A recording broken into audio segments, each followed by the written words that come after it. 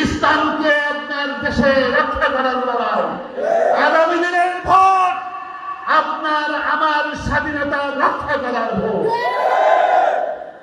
বাংলাদেশ জামাত ইসলামীর নেতৃবৃন্দরা, বাংলাদেশ জামাত ইসলামীর কোন কর্মী পাবেন না যারা পাকিস্তানের সাথে কোন ধরনের সম্পর্ক রাখে।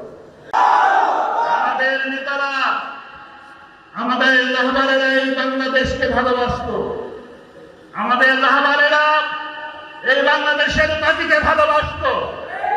আমাদের রাহবারকে বলা হয় রাজাকার।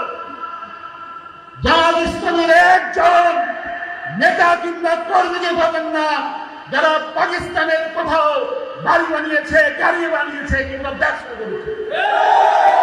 কিন্তু যারা আওয়ামী লীগ করে তারা ভারতের রাজাকার, এবং তারা সময় সুযোগ বুঝে বাংলাদেশের আপনার আমার টাকাকে পুঁজি করে ভারতে নিয়ে পালিয়ে গেছে।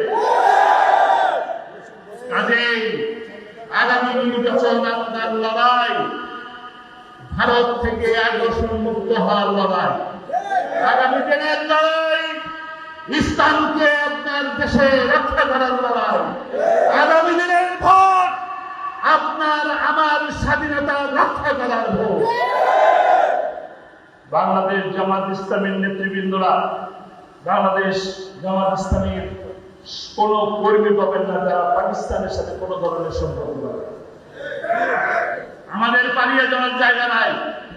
আমরা এই মাটিকে ভালোবাসি, এই মাটিটাই আমাদের জীবন যায়। আমরা হাসি মুখে ফাঁসির রশি নিয়ে নেই। আমরা পুলিশ দেখলেও পালিয়ে যাই, গেছে আমাদের নেতারা কখনো দেখছেন কোনো দৌড় দিছে? আমাদের দৌড়ের ইতিহাস নাই।